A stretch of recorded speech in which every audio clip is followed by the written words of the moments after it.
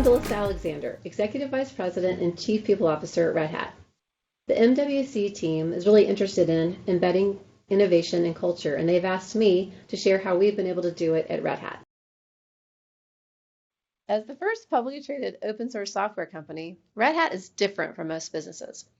We started as part of the open source software movement, one of the first social movements spurred by the internet. Thanks to the internet, developers could transparently see the source code they were developing, and they were able to participate and contribute to the development of the code, regardless of title or tenure or organizational boundaries, rapidly iterating on improvements, releasing early and releasing often.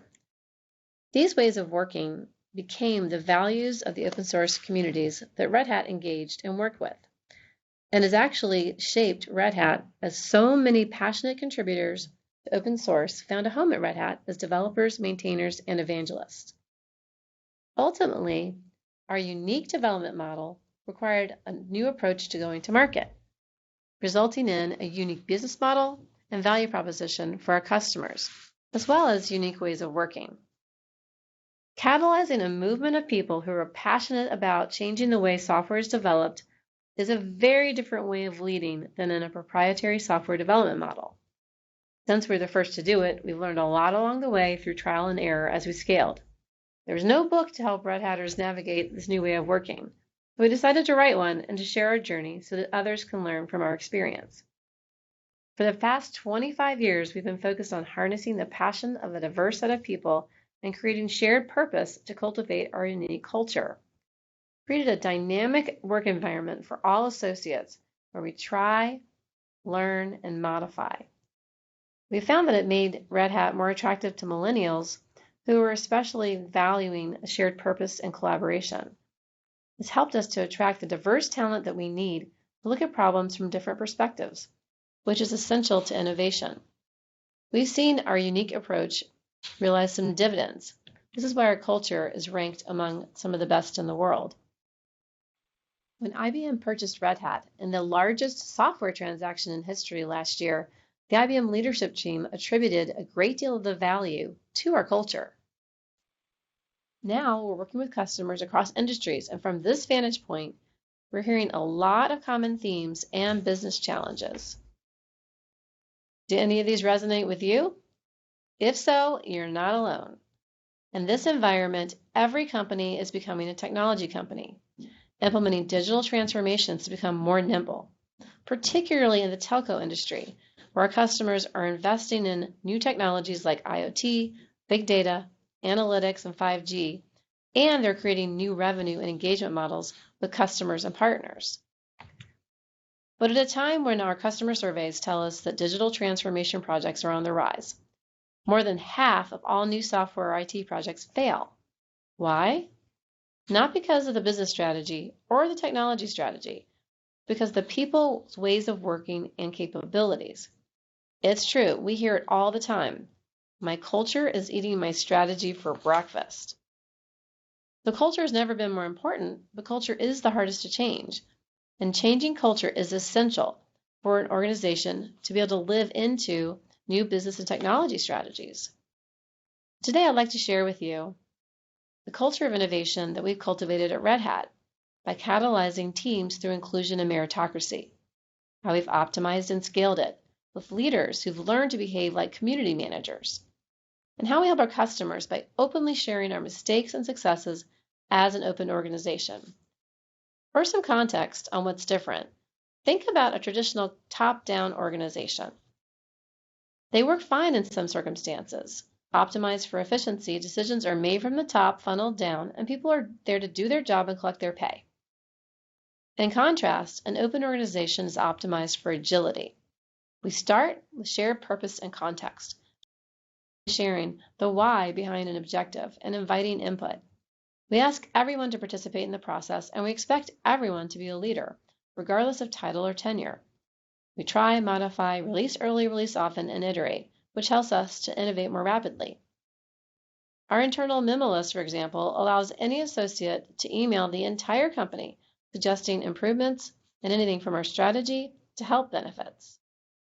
Not only do we use our open source way to create software, we use it to optimize our culture creating many artifacts like our mission statement, our values, and our why statement.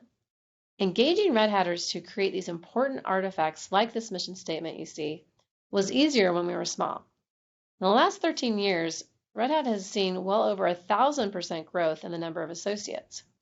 With our growth, we've needed to help new and diverse Red Hatters understand how to make or participate in decisions that impact others. Sometimes you learn the hard way. Me, for example, when I took over my role leading the people team, I worked with our CFO and our benefits broker to develop our benefits package for the following year. It's a pretty normal way to do it. Then I came out and announced the changes. Well, when I did that, there was an outcry from Red Hatters on memo list. Why weren't we invited to participate in the process?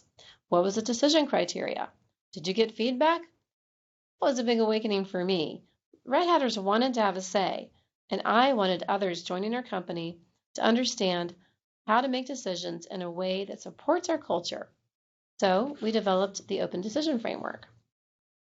The Open Decision Framework is how we balance the expectations of our people and the need to make decisions. If you're interested in learning more about the Open Decision Framework, we've created it and we made it available for free on GitHub. But I'd like to share with you an example of how we put it into practice on a large scale to bring this to life for you. So by December 2017, we realized that our logo that we love so much no longer worked well in the digital world. It looked dated and actually less than open or inclusive. We launched an effort to redesign it the only way that we could in the open. Because of how passionate our associates are and how passionate our open source community is, we knew we needed to catalyze everyone to shape our new brand. And we called it the Open Brand Project. We balanced expectation and priorities. While Red Hatters and the open source community were passionate about our old Shadowman logo, we were honest and upfront that the status quo simply was no longer an option. We shared the impact that we hoped the project would have. Our Chief Marketing Officer extended a global invitation to our customers, partners, and open source community members and all Red Hatters. And we were very transparent with the context about the Open Brand Project's goals and objectives. We collaborated inclusively. Throughout the project, there was a lively debate on memo list with hundreds of comments like these from Red Hatters. We reached out to our customers, partners, and community members, held town halls for our associates. We invited design submissions. We had 45 different recommendations of what kind of hat our Red Hat should be. As we moved forward, we updated everyone in the project and invited continuous engagement. We gathered feedback and iterated. We got thousands of inputs from our surveys and town halls and looked at all of it. At our Red Hat Summit, we gathered feedback from hundreds of attendees. What drove our decision throughout was the feedback that we received. The literal Red Hat was the most important element of the brand. 80% said it should be a fedora. We narrowed down to 5 designs, got feedback and iterated. Then we narrowed down to 2 designs and got feedback and iterated. And finally, it took over a year, we developed our new logo. Our logo is a symbol. It tells a story of our shared values and Red Hatters, customers, partners, and community members uniting around the world to achieve a common purpose. It tells the story of how we scale our open culture to engage associates to power innovation. Some of our most passionate Red Hatters liked it enough to update their tattoos because they believed in the process and that they helped to make it better. Now, as Red Hat's Chief People Officer, I frequently partner with customer Chief Human Resource Officers or CIOs, and I share stories like the logo story with them to explain how we work. The question I hear most often is, where can I start? And you might be thinking the same thing. The way that we think about it is that there are degrees of open. At Red Hat, we try to default to open, which means that we try to be open unless there's a reason not to be. I would encourage you to explore areas where you have strengths connected to your purpose, and then leverage these strengths to be more open. It might not be the right approach for every part of your business in a big bang, but there might be teams where this approach can be implemented incrementally. Start small, start where your organization is comfortable, and build success on top of a success. From years of cultivating our culture and making mistakes, we have solid insights to share with our customers. We help them to think about digital transformation initiatives and how they have three elements. One, harnessing the power of open platforms, and two, how to align the platforms with culture and ways of working to facilitate open collaboration so that three, they can realize the power of innovative thinking and deliver on their goals. Working with our customers, we co-create solutions in each of these areas, and the feedback we receive is that working with Red Hat is a very different experience. You can explore these concepts in a few different ways. One I suggest is that you check out the Open Organizations Leaders Manual. It's free. It's an open source resource that helps leaders consider open practices.